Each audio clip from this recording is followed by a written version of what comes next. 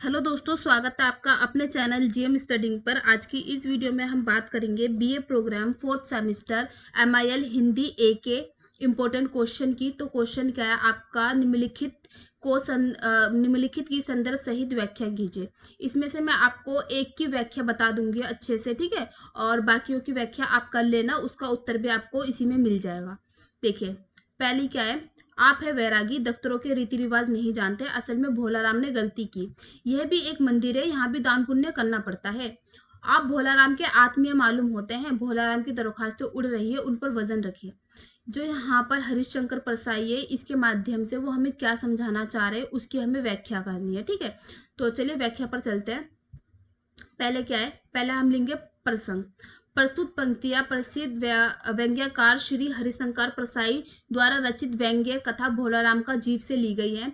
भोलाराम की मृत्यु के 5 दिन पश्चात भी जब यमदूत उसकी आत्मा लेकर चित्रगुप्त के पास नहीं लौटते तो वो चिंतित हो उठते हैं। देखिए इसमें क्या है, भोलाराम मर जाता है, ठीक है, और मरने के 5 दिन बाद भी उसकी आत्मा नहीं मिलती है, ठीक है, उसका जीव नहीं मिलता है। ऐसे में क्या होता है, चित्रगुप्त परेशान हो जाते हैं, और जब वो परेशान होते हैं तो उसी टाइम ना नारद जी आते हैं। नारद जी पूछते क्या हुआ, तो वो बताते हैं ऐसी ऐसी बातें। तो नारद जी उनसे बोलते हैं ठीक है, मैं पता लगाता हूँ कि भोलाराम का जीव कहाँ पर है, ठीक है। ऐसे में नारद जी पहले उनके घर पर जाते हैं, उनके घर से उनको मालूम होता है उनके पेंशन के विषय में। तो उसके बाद वो उनके कार्यालय में पहुंचते हैं और वहाँ के जो बड़े साहब है उनसे पेंशन के विषय पर बातचीत करते हैं, पूछताछ करते हैं, ठीक है। और फिर बड़े साहब उनको उनसे क्या कहते हैं, अब इसकी व्याख्या करेंगे हम। आप तो विरक्त सन्यासी है, आपको कार्यालय की कार्य पद्धति की जानकारी नहीं है। यहाँ काम करवाने की तरकीब होती है, यहाँ व्यवहार कुशल और दुनियादारी जानने वाले व्यक्ति को ही सफलता मिलती है। मतलब आप विरक्त है, आपको कार्यालय की जानकारी नहीं कि यहाँ पर कैसे काम किया जाता है, ठीक है। यहाँ काम करवाने के अलग अलग तरकीबें होती है। यहाँ पर कौन सफलता के लक्ष्य पर पहुंचता है, जो व्यवहार कुशल और दुनियादारी की समझ जानता है, ठीक है। कार्यालयों में अपना काम कराने के लिए सुविधा शुल्क देना पड़ता है। यदि हम कार्यालयों में अपना काम कराएंगे तो उसके लिए हमें क्या देना पड़ेगा, शुल्क देना पड़ेगा, जिससे कि जो काम करवा रहा है हमारा उसको सुविधा हो, ठीक है। इस दान पुण्य के बिना कार्यालय में कोई काम नहीं करवाया जाता। अब देखिए दान पुण्य से यहाँ पर क्या मतलब है। देखिए जैसे हम भगवान को भी तो दान पुण्य देते हैं, है ना, अपना काम करवाने के लिए। तो वहीं पर इसका प्रयोग किया गया है कि कार्यालय में कोई काम नहीं करवाया जा सकता किसके बिना, दान पुण्य के बिना, अर्थात रिश्वत के बिना। अब फिर बोलते हैं कि भोलाराम ने दरख्वास्तें तो बहुत दी, ठीक है, आवेदन तो बहुत भरे पेंशन के लिए, लेकिन उन पर वजन नहीं रखा, मतलब उन पर रिश्वत नहीं रखा, ठीक है, उनको रिश्वत नहीं दी। आप मतलब कितनी भी दरख्वास्तें दे ले, कितने भी आवेदन भर ले, जब तक आप उस पर रिश्वत नहीं रखेंगे, जब तक आप उनको रिश्वत नहीं देंगे, तब तक आपका काम नहीं होगा, ठीक है। फिर उसके बाद बोलते हैं क्या, वो आप उनके आत्मीय मालूम होते हैं, आप उनके निकट संबंधी मालूम होते हैं। एक काम कीजिए, आप ही उनके इस पर उनके दरख्वास्त पर वजन रख दीजिए, ठीक है, मतलब रिश्वत रख दीजिए, जिससे मैं उनका काम जल्दी से जल्दी कर दूंगा, ठीक है। फिर क्या होता है कि बिना सुविधा शुल्क दिए भोलाराम को इच्छित सुविधा प्राप्त कैसे हो सकती है। मतलब आप कुछ भी ना दो मुझे और मैं आपका काम कर दूं, ऐसा थोड़ी ना हो सकता है। ऐसा थोड़ी ना करेंगे हम, हमें भी तो अपनी सुविधा देखनी है, हम भी तो अपनी सुविधा देखेंगे। यहाँ पर सुविधा से अर्थात रिश्वत से है, ठीक है।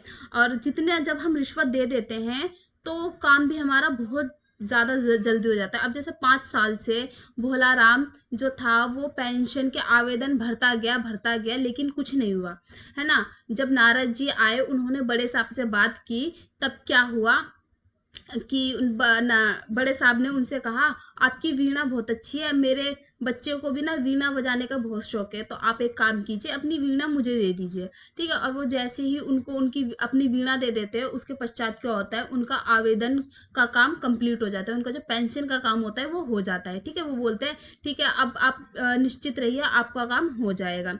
ऐसे में ये हमको क्या बताता है कि आजकल के दफ्तरों में बिना रिश्वत के कोई काम नहीं हो सकता, ठीक है। जितनी जल्दी आप रिश्वत दे देंगे आपका काम उतना ही शीघ्र हो जाएगा, और जब तक आप रिश्वत नहीं देंगे तो आप चक्कर पे चक्कर लगाते रहिए, कोई काम नहीं होगा।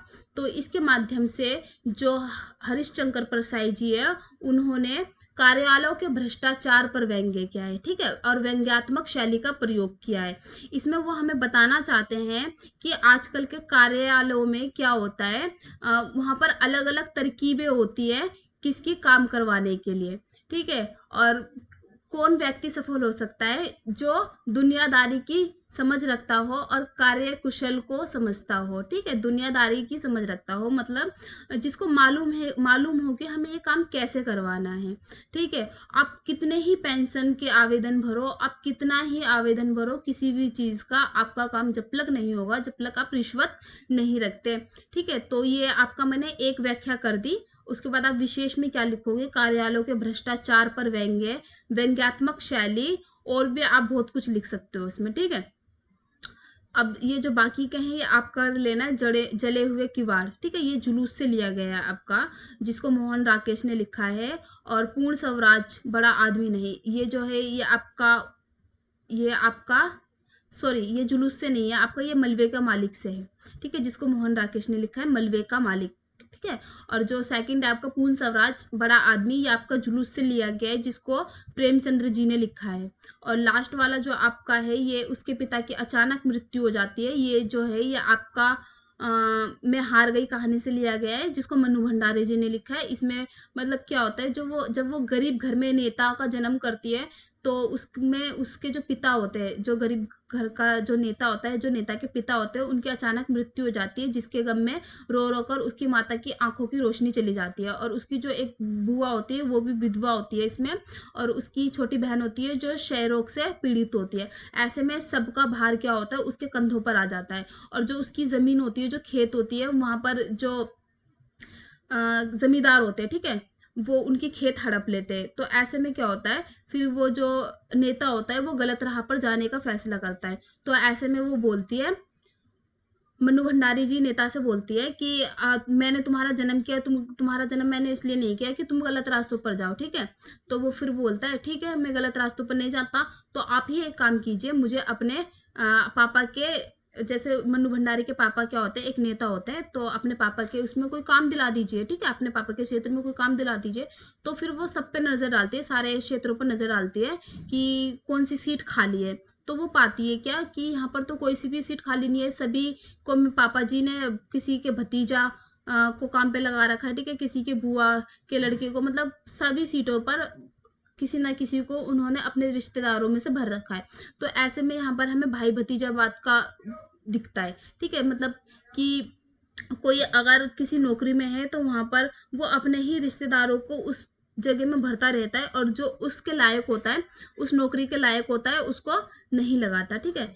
तो इसके माध्यम से हमें ये पता चलता है। अभी देखिए यहाँ पर विशेष में क्या है, गरीब व्यक्ति सर्वगुण संपन्न हो, फिर भी गरीब के सामने उसके सभी गुण मिट्टी बन जाते हैं। पारिवारिक दायित्व के निर्वाह में व्यक्ति का पूरा समाज दर्शन धराशायी हो जाता है। इसमें ये विशेष में बताया गया है। अभी जैसे अगला है, हिंदी उपन्यास अथवा नाटक का विकास क्रम स्पष्ट कीजिए। ये भी आपको पढ़ना है, अच्छे से पढ़ना है, ठीक है।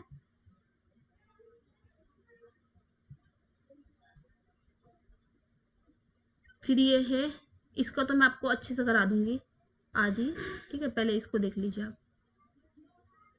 खैर इतना नहीं लिखना है क्योंकि ये आपका 6-7 पेज में नहीं आएगा, ठीक है, इतना सा आपका 6-7 पेज में नहीं आएगा, तो आपको इससे ज़्यादा ही लिखना है। तो वीडियो कैसी लगी कमेंट्स में ज़रूर बताना आप, ठीक है।